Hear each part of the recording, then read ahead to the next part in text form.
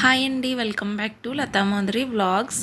ఈరోజు వచ్చేసి ఇక్కడ మార్నింగే ఇక్కడైతే పూజ అయితే చేసేసుకున్నాను. హస్బెండ్ అయితే ఆఫీస్ నుండి వస్తూ దారిలో మందార చెట్లు ఉంటే పువ్వులు అయితే తీసుకొచ్చారు. ఆ పువ్వులు అయితే భగవంతుడికి ఈ విధంగా అలంకరణ చేసి పూజ అయితే చేసేసుకున్నాను.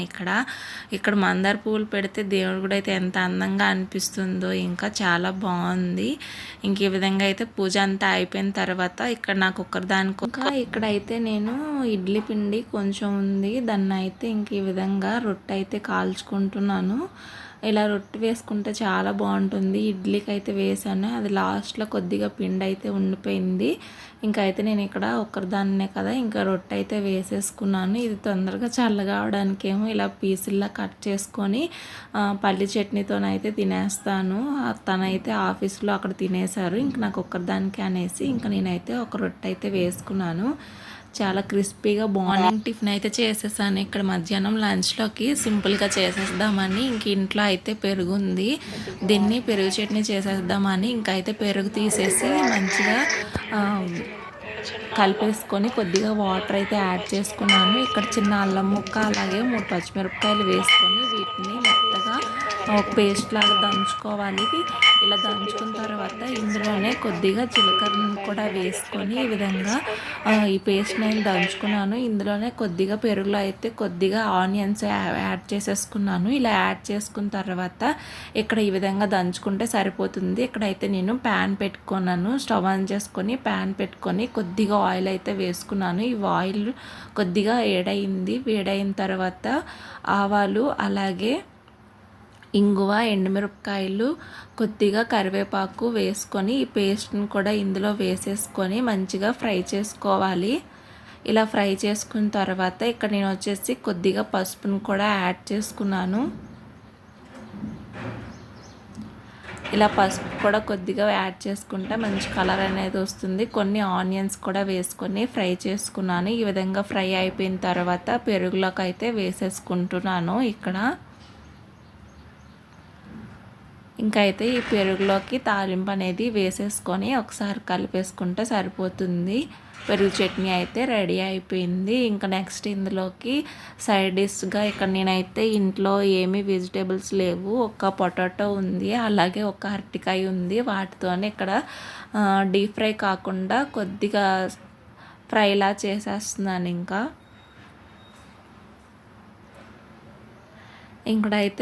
అరటికాయ, ఒక బంగాళదుంప, ఒక అరటికాయ ఉంది. వీటిని అయితే తోలైతే తీసేసి సన్నగా అయితే రౌండ్గా కట్ చేసుకుంటున్నాను.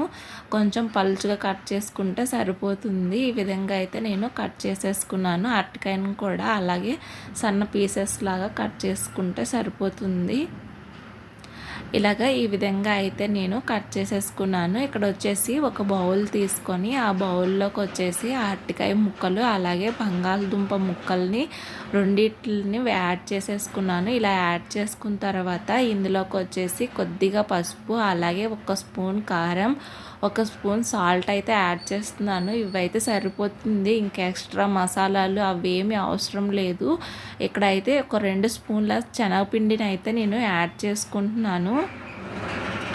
ఇలా రెండు స్పూన్ల శనగపిండిని యాడ్ చేసుకున్న తర్వాత వీటిని ఒక్కసారి కలుపుకోండి. ఇలా కలుపుకున్న తర్వాత కొద్దిగా వాటర్ అనేది యాడ్ చేసుకొని ఈ మసాలాలంతా ఈ అరటికాయ అలాగే బంగాళదుంప పీసెస్ ఉన్నాయి కదా, వాటికి అప్లై చేసుకోవాలి. ఇలా పట్టించుకుంటే సరిపోతుంది. ఈ విధంగా పట్టించుకొని పక్కన పెట్టుకున్న తర్వాత ఇక్కడ నేను వచ్చేసి స్టవ్ ఆన్ చేసుకొని మళ్ళీ ప్యాన్ పెట్టుకొని అందులోనే కొద్దిగా ఆయిల్ అయితే సరిపోతుంది, మరీ ఎక్కువ ఆయిల్ అయితే అవసరం లేదు. ఇలా కొద్దిగా ఆయిల్ అయితే యాడ్ చేసుకున్న తర్వాత ఇక్కడ నేనైతే అరటికాయ ముక్కల్ని పెట్టేసి ఈ విధంగా ఫ్రై చేసుకుంటాను. ఈ విధంగా 2 వైపులా ఫ్రై చేసుకుంటే సరిపోతుంది. మనకి సైడ్ డిష్లోకి చారు, పప్పు, రసం అలా దేంట్లోకైనా సైడ్ డిష్గా తినొచ్చు. ఈ విధంగా ఫ్రై అయిన తర్వాత తిప్పుకుంటూ రెండో వైపు కూడా ఇలాగా ఫ్రై చేసుకుంటున్నాను.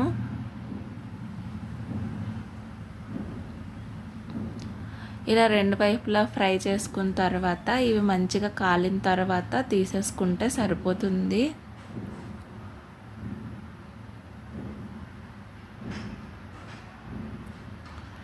ఇక్కడైతే నేను ఇంక ఈ విధంగా తీసేసుకుంటున్నాను. ఇంకా సెకండ్ టైం కూడా ఉన్నాయి, అవి కూడా ఇలానే వేసి ఫ్రై చేసుకుంటాను. ఇలా ఫ్రై అయిపోయిన తర్వాత సింపుల్గా అయితే లంచ్ చేసేసాను. ఈ లంచ్ అయిపోయిన తర్వాత డీమార్ట్ నుంచి మొన్న గ్రాసరీస్ అయితే తీసుకొచ్చాము, అవి అయితే సర్దలేదు, అవి అయితే సర్దుకోవాలి.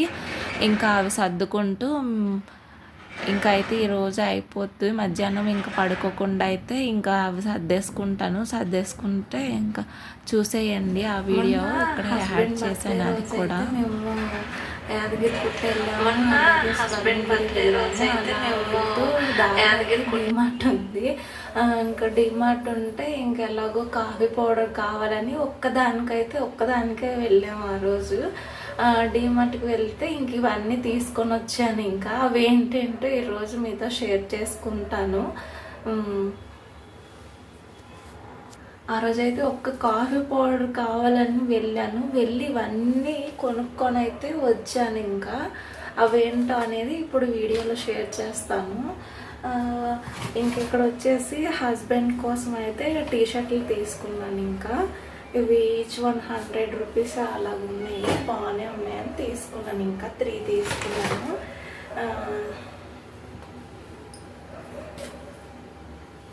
ఇదొక కలర్ కూడా తీసుకున్నాను అతనికి.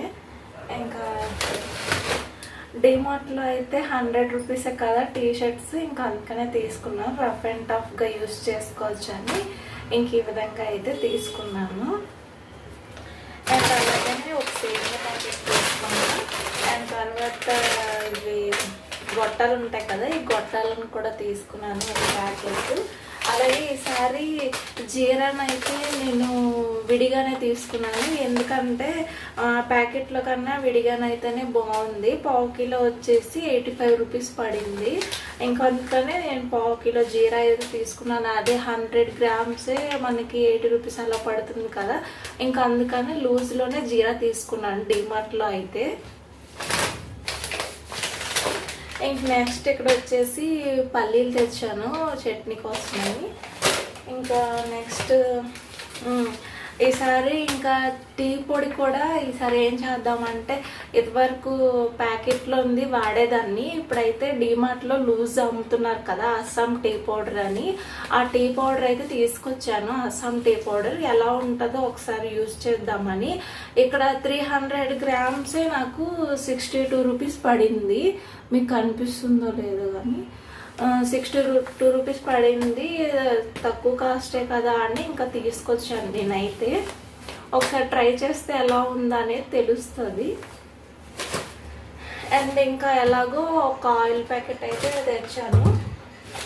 అలాగే కొద్దిగా ధనియాలను కూడా తెచ్చాను, లూజే తీసుకొచ్చాను, ప్యాకెట్ అయితే తీసుకురాలేదు.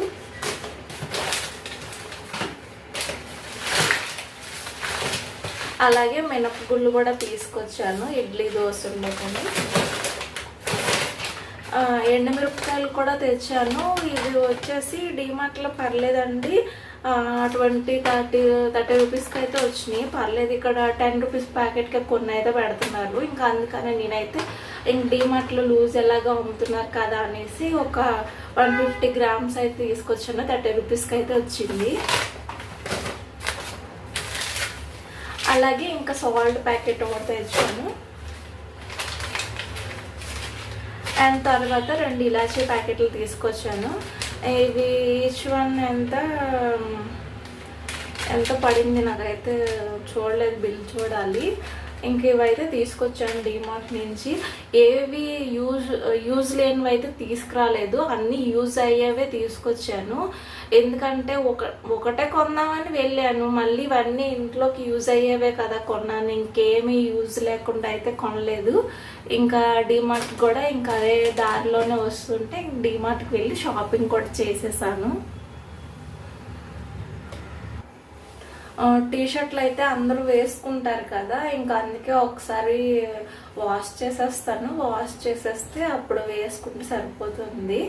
ఇంకా అందరూ ట్రై చేస్తారు కదా ఎలా ఉంది ఏంటి అని, ఇంకా అందుకనేసి నేనైతే ఒకసారి వాష్ చేద్దామని ఇంకా అనుకుంటున్నాను.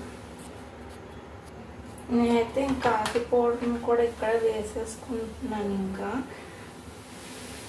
ఈ కాఫీ అనేది అలాగా అలవాటు నా డే కూడా ఇక్కడి నుంచి స్టార్ట్ అవుతుంది. అసలు కాఫీని అలవాటు తగ్గించుకోవాలన్నా కూడా నేనైతే తగ్గించుకోలేకపోతున్నాను. అలాగ కొద్దిగా తగ్గించుకోవాలి అలవాటు అనేది. ఎందుకంటే కాఫీ పౌడర్ ఎక్కువ తాగేస్తున్నాను. అసలు డైలీ మార్నింగ్ అయితే తాగాల్సి అలవాటు అయిపోయింది. దీన్ని అయితే అలవాటు తగ్గించుకోవాలి. ఇప్పుడైతే వీటన్నిటిని ఇంకా ఒక డబ్బాలో వేసేసుకుంటున్నాను. అవసరమైనప్పుడు తీస్తాను. ఇప్పుడైతే ఇంకా మనకి అన్ని కిచెన్లో ఉంటే అడ్డుగా ఉంటాయి కదా, ఇంకా అందుకనే తీసేసి పక్కనైతే పెట్టేసుకుంటాను. ఇక్కడైతే డిమార్ట్ నుంచి తెచ్చినవి గ్రాసరీస్ మొత్తం అయితే ఆ డబ్బాల్లో వేసేసాను. ఏమీ ఫీల్ చేయలేదు, ఇంకా అందుకనే అవి వేసేసా. ఇప్పుడు నైట్ కుకింగ్ అయితే ఏదో ఒకటి చెయ్యాలి.